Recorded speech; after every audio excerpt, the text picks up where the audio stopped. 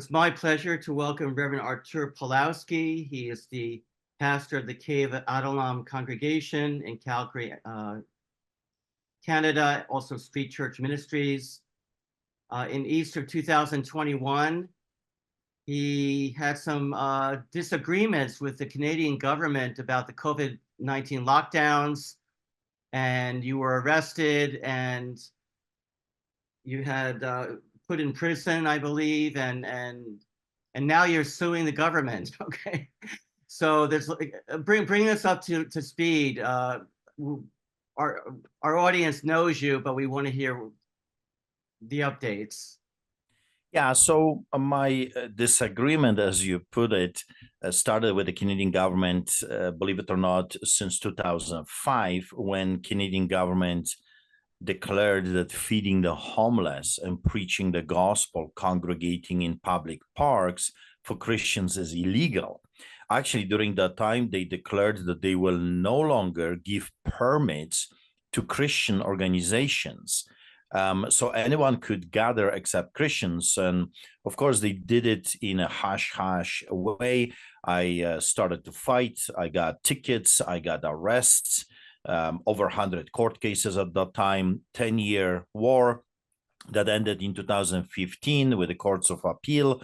I won. They left me be for a while, and then the big lie, as I call it, showed up, and the government decided, okay, this is a perfect opportunity to finish them off, right? And we started to push back when the government declared that feeding homeless under this crisis is not acceptable. I disagreed. I told them that my services are needed now more than ever. If people are really facing these difficult times, then they need to eat.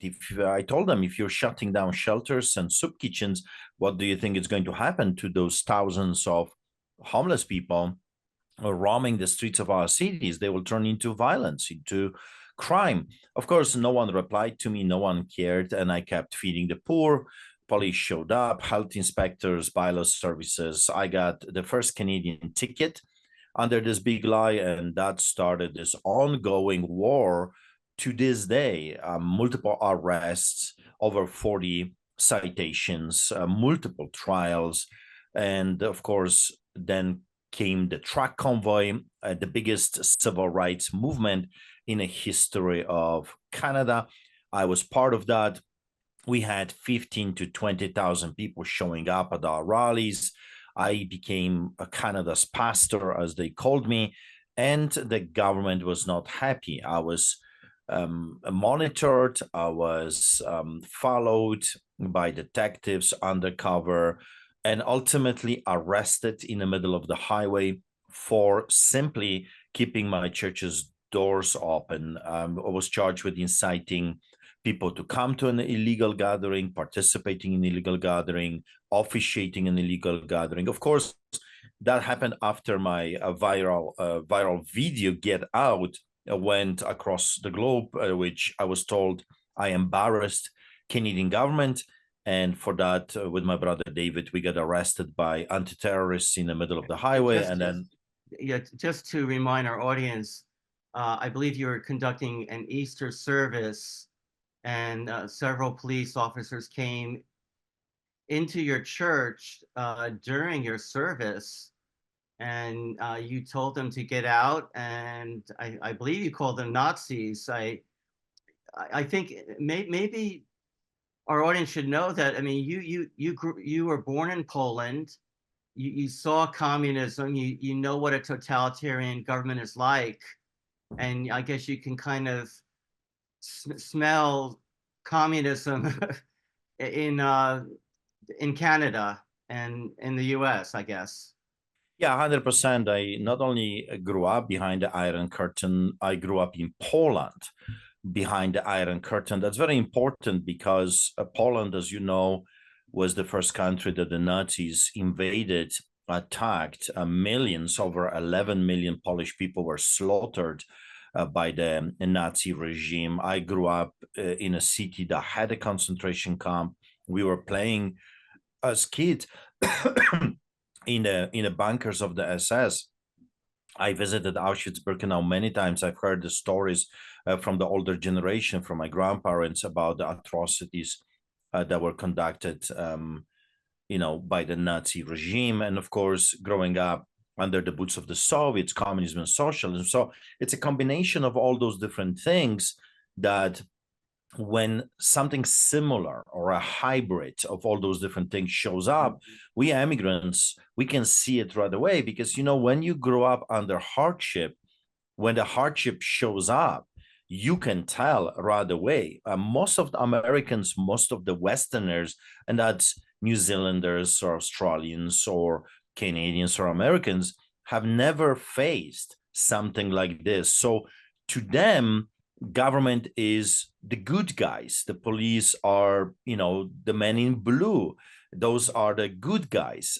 But they don't understand that if you don't have checks and balances, which we do not have right now, when you have zero accountability, like we have right now, that the government representatives or the servants of the people can do whatever they want without accountability, then the government has tendency to move into a dictatorship, into a totalitarian regime. Power corrupts. Ultimate power corrupts, even more. And that's exactly what we're dealing with. So those officers, you got to remember, up to that day, the Eastern weekend, I had interactions with those officers for over a year. They were following me, they were ticketing me, they were threatening me. So this was not our first encounter. This was an ongoing, a year already, over 12 months of nonstop intimidation and harassments and threats. So when they showed up illegally, and then of course later on the courts declared that this was illegal, I was right from the very beginning. But at that time, those officers thought that they can do whatever they want. And I just simply kicked them out. I compared their actions to what I learned from my grandparents and the older generation in Poland. And of course, what I saw growing up under the communism. They were acting exactly like the officers during the dictatorship regimes, either communism or fascism. Yes, it's true they were not shooting us dead yet. However, they were abusing the power just like the, political police during those regimes. And people need to understand, when I call them Gestapo, you gotta remember what that even means. It means political police. I told them, you're acting like Gestapo, like Nazis, because you're not interested in keeping the law and order. You're not protecting the Constitution. You're acting as political apparatus to hunt down political opponents, just like the Nazis did. Well, but I mean, I thought our government really cares about us and wants to protect us from dangerous viruses, and they say that they have evidence-based medicine that justifies, I mean, whatever they want to do. Can you comment upon that? The kind of the premise of the West seems to be that we believe in so-called science. Yeah, that's a good point. And I challenged them at the very beginning. I said, okay, so let's say what you're saying is the truth. Show us the evidence. We would like to see it. And to this day, the government refused openly to show us the evidence. Actually, it's now contrary. Now the evidence are telling us, including the people that were forcing this regime upon us, like Fauci. I call him the biggest Pinocchio on earth.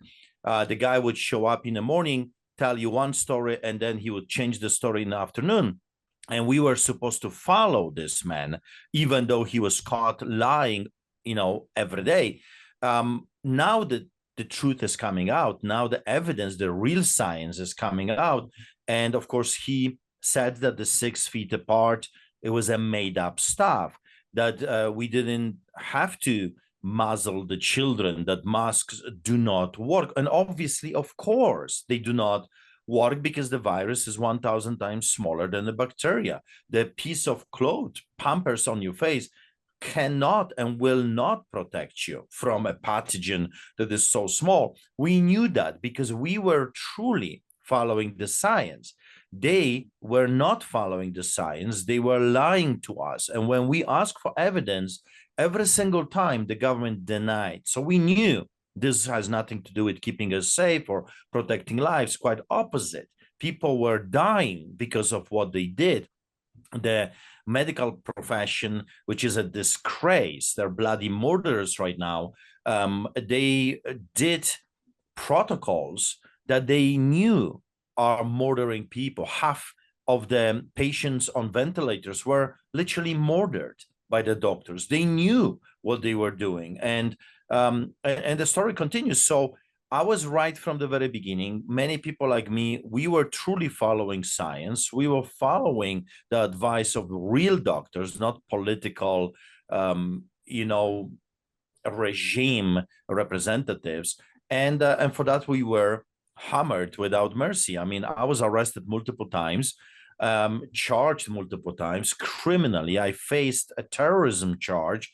I was found guilty of the terrorism charge, and I was sentenced for the terrorism charge for giving a sermon to the truckers during our biggest civil rights uprising in the history of this country. Over 2 million people participated. So what did I say to the Canadian people that scared the government so much? Well, I told them to stand for God and state-given rights. I told them to do it peacefully, no guns, no swords. I've told them to do it for the children, and I've told them to do it a solidarity style, because as a Polish immigrant, I remember the power of the millions of Polish people in 1980, 81, and 82. You got to remember why it's so important, or why they are so much scared of Artur Pawlowski, is because I've seen the totalitarian regime, but I've also I've seen the power of the unified force when the people come together and say enough is enough. And of course, 1989, the communism collapsed, Iron Curtain was broken, Berlin Wall fall down, and Europe was liberated. And the governments know that. So my stories that I was sharing with the Canadian people had to be shut up. So I got picked up by every force in the land. I stepped out of my house, and I didn't know, of course, at that time that there were undercover police vehicles parked in front of my house, monitoring me for a week. I came out. I was arrested by undercover police, Calgary Police. They blocked the entire street. There was RCMP. RCMP is like American FBI. There were detectives over there. There was special SWAT team and anti-terrorist filming. It was a gong show. It was a truly takedown of El Chapo of Alberta, Al Capone of Canada. I was interrogated, stripped naked, put in solitary confinement, and of course, I was facing many, many decades of imprisonment for my horrible crime of talking to the Canadian people and being their clergy. Ultimately, there were threats on my life. They tried to burn us alive. They lit our house on fire. They unscrewed tires in our pickup truck. I was physically attacked. The guards were trying to hire inmates by giving them incentives to murder me in prison. I was kidnapped by sheriffs, taken to Maxpot. Maxpot is a prison for the most dangerous mafia people in the country. And then I was taken to a psych ward without the evaluation of the doctors, without the knowledge even of Alberta Health Services. So all of that happened for one purpose: to shut me up. I was offered $2 million to keep my mouth shut. I was offered a guaranteed seat at the legislature. I was offered a government job. I was threatened. I was blackmailed. All kinds of things were happening only to keep my mouth shut. Eventually, we end up in a court. I was on house arrest for a year and a half, came out, found guilty on all the charges, faced crazy amounts of years of imprisonment. And then last September, there was sentencing. And thanks to you, thanks to the American people and the people around the world that were keeping eye on the story and putting pressure on the Canadian government, I walked out of that courtroom alive and free, because the judge during the sentencing said, I can send you to prison for at least 12 years. And then he stops the proceedings, leaves the courtroom, and says, I need to consult this with others. When he came back, he said, time served, and he set me free. So we're appealing this. We're in the process of appeal. Appeal was already accepted, and we're going to face the 3 judges September the 10th. In the meantime, I filed probably one of the biggest, if not the biggest, lawsuits in a history of Canada. We are suing Attorney General of Canada. We're going after the Calgary Police, the Chief of Police. We're going after the Remand Center. Remand Center is the prison that I was held. It's a private institution. We're going after Canada Post for falsifying things that got me imprisoned. When I came to pick up my registered mail, they called the police and I was arrested for attacking them and disturbing peace, like insanity. At every corner, they tried everything in their power to silence me. We are suing Alberta Health Services. We're suing police officers and RCMP officers. I'll tell you why. Justice demands restitution. We must push back. We must do something to keep those people accountable, because they're not going to investigate themselves. They're not going to bring accountability to themselves. We, the people, we have to do this. And at this moment, we have absolutely no other way of bringing this to the, to the public side. So a civil litigation is great because it uncovers things. It gives you power to move the stones and look underneath and get the dots together. So that's what we're doing right now. In the meantime, this will take a long time, of course, and they are opposing us already at every corner. I already received phone calls that this is going to take millions of dollars, that this will go for 10 years, it's not worth it. So the government is scared because they know I cannot be bought, and they know if I get the information, I will tell it to the whole world, and they don't like that. They don't, let me ask you a question. I mean, look, the Berlin Wall came down, I believe, in 1989, and the Soviet Union disbanded in 1991. And the world thought that the free world has had a victory over communism, and communism was defeated. Something like that kind of story. What is going on? What happened? What happened that a Western liberal democracy like Canada, also United States, can you explain to us why is this happening? That's my question. Indoctrination. You have to remember that when you don't pay attention, the enemy always is working. It's not like communism disappeared, because what is communism? What is fascism? What is any dictatorship or totalitarian regime? Is few people that think they are the modern day pharaohs, and the rest of us are just a bunch of slaves that have to work for them. That's what we're talking about. I mean, the name, this name or that name, it doesn't really matter. Right. In the end of the day, you've got few people, the elites, the globalists, whatever you want to call them. And we see this clearly because the same people are telling us you will own nothing and you will be happy. So we're dealing with the same concept. Few people that think they're better than you, and they want to control you. Full stop.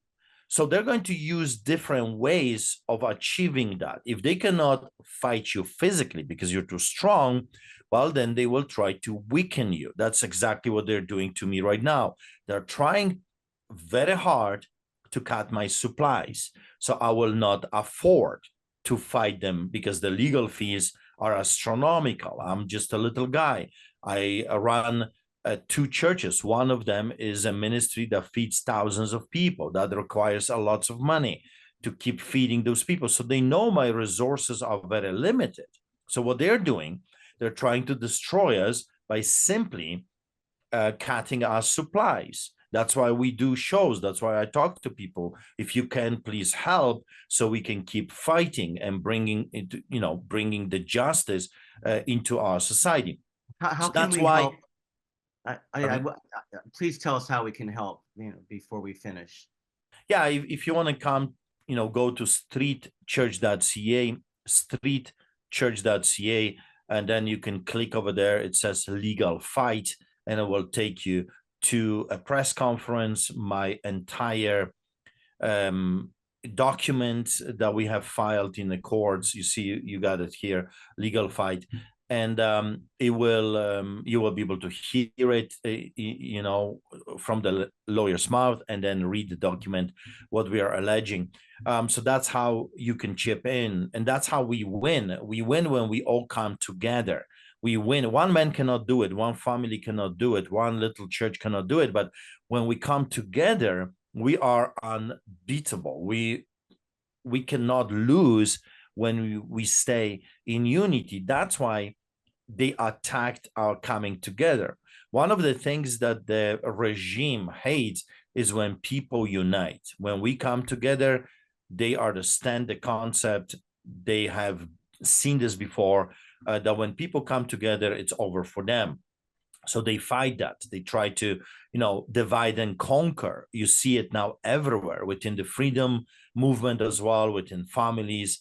Everywhere you look is divide and conquer. That's why they are trying to pin people against themselves, the blacks against whites, the whites against the blacks, the Spanish against this, the white against the Chinese. That's a normal thing. That's how they win. When people kill each other, when they fight each other, they just walk in and take whatever they want. That's why it's so important for us, the people, to stay together. We are fighting a big fish. The same fish that wants to kill you wants to kill me. So let's focus not on fighting with each other, but let's focus on the big fish. Going back to the story, we've launched that lawsuit for a number of reasons. One is, of course, justice demands restitution. There has to be some kind of a closing of what they've done to us, but also uncovers who did this and why they did it, how much they received. It's connecting the dots and letting the people know what happened, so we can prevent something like this coming from the future. So all those totalitarian regimes are operating always in the same way. They think that because they have money or political power, they can do whatever they want, and they are not accountable. They are no longer checks and balances. And that's why every time I go to Europe, I go to Auschwitz-Birkenau. Why? I take my friends there, I take my family there, Americans, Canadians. Why? Because it reminds me every single time that I'm there, what happens when you do not put a check on people's power. This never stops. They are like wild animals. When a bear or a wolf or a lion, when a wild animal tastes human blood, it will never stop hunting humans. Never. It's impossible. It's like it's in his brain now that the blood of a human is sweet, and that animal is going to be hunting humans. It has to be put down. Those globalists are like those wild animals. They will never stop hurting. They're not capable of stopping. They will go all the way, and that's history right now. It's not just me talking. They need to be stopped. So how you stop them?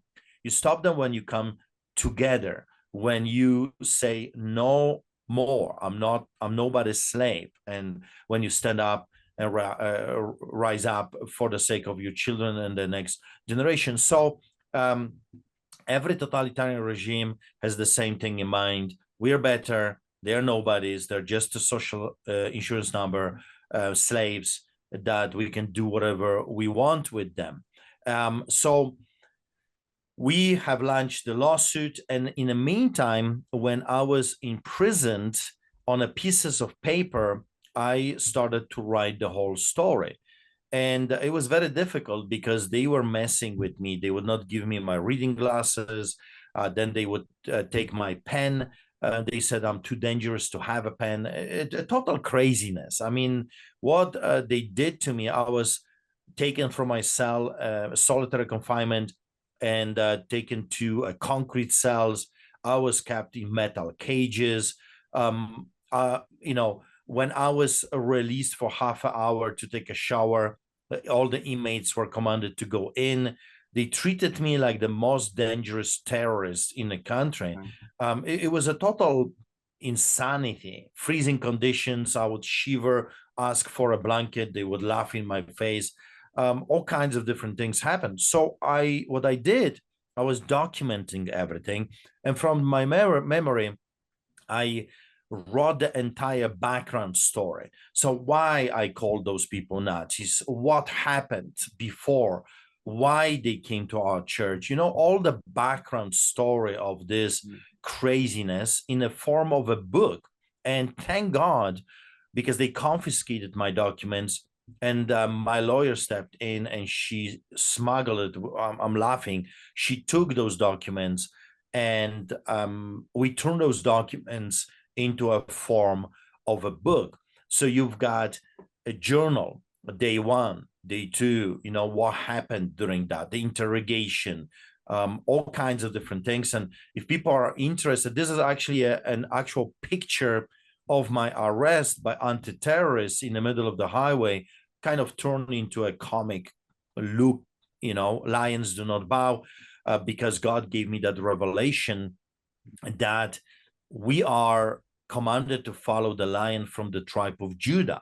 And we are lions, and lions do not make pacts with hyenas. Lions do not bow before evil people. Lions stand up for what is right. And that's my message to the humanity, to the people. A good man does what God wants the good man to do, the right thing to do. So I'm very excited about this, because this is the first time that I will be able to tell my whole story. When we do shows and when I speak at conferences, I only have a very limited amount of time. I mean, the story is so complex. We're talking about 16 arrests, over 120 court cases, over 350 citations. How am I to tell the public the story of what really happened? I can't. I will have to talk for a whole day. So people will be able to read the background story. They will be able to kind of get into my head, into me explaining how I feel locked in a metal cage. I mean, it never happened to me. I've never ever met a man that was kept in metal cages. I mean, I saw it in the Hollywood productions, but I would never even imagine escaping Poland, communism, that I would come to Canada and the Canadian government is going to lock me in a cage. Why? Because I'm a pastor. That this concept is still insanity in my head, even though I face this. So sometimes when I share what happened, I'm thinking, this is a crazy story. Wait a second. That happened to me. It sounds like a fictional novel, but it's true. And look, I think many, sorry to say this, but I think many Christians would have given up at the first lawsuit, the first potential threat of an arrest. I'm sorry to say this, but many pastors would have just said, okay, I'll stop. Look, many churches shut down during the COVID lockdowns, which, which you explained, caused so much damage to young people becoming suicidal, businesses going bankrupt, drug addiction, all kinds of horrible, not to mention the adverse effects of the vaccine, all this.